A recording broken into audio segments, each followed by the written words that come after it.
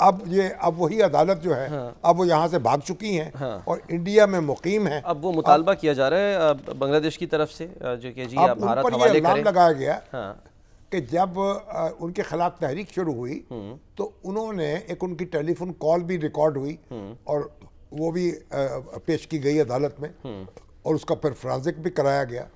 تو معلوم ہوا یہ انہی کی آواز ہے جس میں وہ باقاعدہ حکم دے رہی تھی کہ ان لوگوں کو یعنی ان پر گولیاں برسائی جائیں, ان پر ڈرونز حملے کیے جائیں, بالکل ہاں, اور ان کو اس میں وہ اپنی جو پولیس ہے اور دوسرے جو قانون نافذ کرنے والے ادارے ہیں ان کو وہ اکسا رہی تھی. ان کے اور ان کے حکم پر وہ کوئی 1400 کے قریب افراد جو ہیں 1400 لوگ مارے گئے اور کہیں ایک جگہ تو ایسا ہوا ہے ایک لوگوں کو زندہ بھی جلا دیا گیا. اور یہ سارے جو کام تھے ان کی نگرانی میں ان کی شہ پر ان کے حکم پر ہو رہے تھے.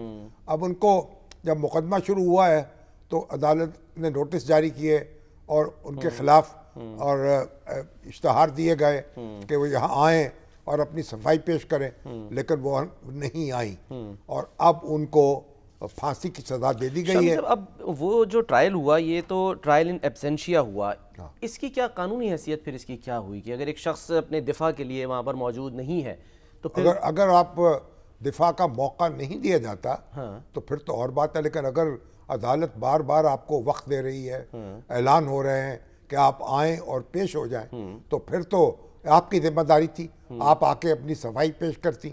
اور عدالت جو تھی وہ نہیں آئی تو اب انہوں نے اپنی صفائی کا موقع کھو دیا. لیکن ہو سکتا ہے کہ اس میں اب وہ اپیل میں جائیں تو ان کی بات جو ہے اپیل تو کی جا سکتی ہے, ظاہر اپیل ہوگی سپریم کورٹ میں. اور جو ان کی عوامی لیگ ہے وہ اس نے کوئی احتجاج کا اعلان بھی کیا ہے. ابھی عوامی لیگ ان کے بیٹے بھی کہہ رہے ہیں, وہ ان کا بھی اپنا بھی رد عمل آ گیا ہے اور وہ یہ کہہ رہی ہیں کہ جی میرے خلاف لگائے گئے تمام الزامات جھوٹے ہیں, حامی پریشان نہ ہوں, انہیں فیصلہ جاری کرنے دیں یعنی ان کو, اور مجھے اس کی پرواہ نہیں ہے. انہوں نے یہ بھی کہا کہ اللہ نے مجھے زندگی دی ہے, وہی اللہ جو ہے زندگی لے گا, لیکن میں اپنے ملک کے لوگوں کے لیے کام کرتی رہوں گی. میں نے اپنے والدین اپنے بہن بھائیوں کو کچھ دیا ہے, انہوں نے میرا گھر جلا دیا. اور انہوں نے کہا کہ جی ہم اسے نہیں بھولیں گے, ہر چیز کا حساب لیا جائے گا. ہاں, اب وہ واپس آئیں, ان کو چاہیے کہ بنگلہ دیش واپس آ جائیں اور اپنے مقدمے کا سامنا کریں. اچھا, یعنی تقاضا تو یہی ہے.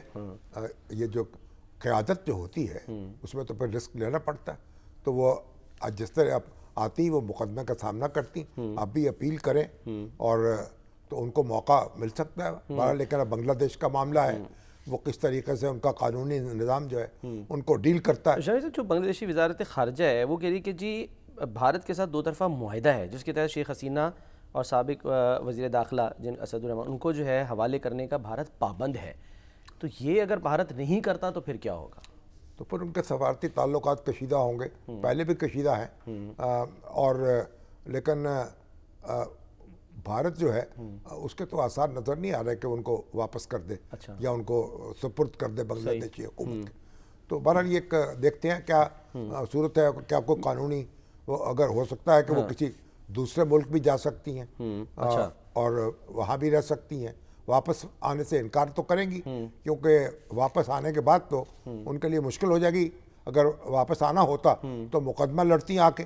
تو اب وہ جب وہ اپیل میں جائیں گی تو اب سرنڈر ہوئے بغیر, یعنی یہ بھی تو ہوگا نا مشکل کہ جب آپ اپیل کرتے ہیں تو پھر آپ کو موجود بھی ہونا چاہیے. بالکل. شاہ صاحب ایک بات اور اس میں کہ فیصلے میں یہ پڑھ رہا ہوں کہ لکھا ہے کہ جی عدالت نے کہ عوامی لیگ اب سیاسی سرگرمیاں جاری نہیں رکھ سکتی. تو عوامی لیگ پہ تو اب وہ اس لیے کہ عوامی لیگ جو ہے جو اس نے جو جرائم کیے ہیں اور جو حسینہ واجد نے ایک پارٹی کی سربراہ بھی تھیں, وہ حکومت کی سربراہ بھی تھیں, تو عوامی لیگ پر بھی ایک پابندی لگانے کی بات کی جا رہی ہے کہ عوامی لیگ کو سیاست میں حصہ لینے کا حق نہ دیا جائے. لیکن بہرحال آج تو دیکھیے وہاں جو شیخ مجیب کے مجسمے ہیں وہ توڑے جا چکے ہیں. وہاں جو یعنی جب سرنڈر ہوا تو جنرل نیازی اور اروڑا جو دستخط کر رہے تھے, وہ تصویر جو ہے اس کا بھی ایک مجسمہ تیار کیا گیا تھا، اس مجسمے کو بھی لوگوں نے توڑ دیا۔ بالکل۔ اب تو ڈھاکہ یونیورسٹی میں یوم اقبال منایا جاتا ہے، یوم قائد اعظم منایا جاتا ہے۔ ابھی مولانا فضل الرحمان گئے ہیں، لاکھوں افراد جو تھے وہاں موجود تھے، انہوں نے بڑا اچھا ان کا پرتپاک استقبال ہوا، اور بڑی انہوں نے ایک وہاں مدبرانہ تقریر کی۔ انہوں نے کہا پاکستان اور بنگلہ دیش ایک دوسرے سے جڑے ہوئے ہیں، آپ چل کے ہماری طرف آئیں گے، ہم دوڑ کے آپ کی طرف آئیں گے، اور بنگلہ دیش اور پاکستان کے لوگ جو ہیں وہ ایک دوسرے سے الگ نہیں ہو سکتے۔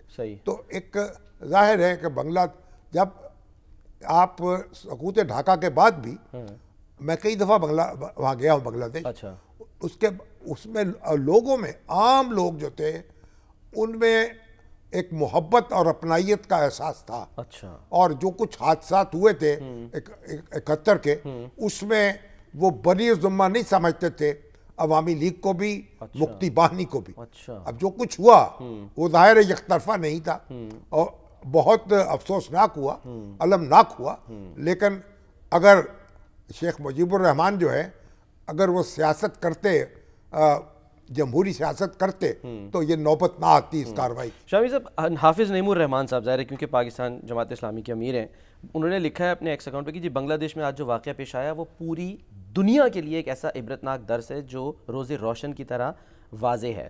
ظاہر اس میں آگے ساری انہوں نے باتیں لکھی۔ میرا یہاں پر سوال یہ ہے کہ کیا ہم میسج لیں کہ ایک جمہوری حکومت ظاہر ہے وہ قائم ہوئی، سب کچھ ہوا، اس کے بعد اس کا طرز سیاست، طرز حکمرانی تبدیل ہوتا رہا، آٹوکریٹک ہو گئی، آئین میں بھی ظاہر انہوں نے جو بھی معاملات کیے، پھر عدالتوں کو استعمال کیا، سزائیں ہوئیں۔ جمہوری حکومت تو نہیں کہے گا نا اس کو، وہ تو ایک ڈکٹیٹوریل حکومت تھی، ٹھیک ہے، آمرانہ حکومت تھی، بلکہ اس سے بڑھ کے تھی، جابرانہ حکومت تھی، جس نے اپنے مخالفین جو ہیں ان کو چن چن کے قتل کیا، غائب کیا، تشدد کا نشانہ بنایا، اور اس کو وہ حکومت جو تھی، اور اس نے پھر وہ اس کا نتیجے میں ایک رد عمل پیدا ہوا۔ میسج یہ کہ جتنے مرضی بھی آپ دعوے کر لیں، مطلق العنان ہو جائیں، لیکن آپ پھر یعنی کہ قانون کے تابع ہیں، یعنی کہ آپ جو ہے وہ جب چھری چلے گی تو پھر قانون کو جواب دہ ہونا پڑے گا۔ اب جو آپ بوتے ہیں وہ آپ کو کاٹنا پڑتا ہے۔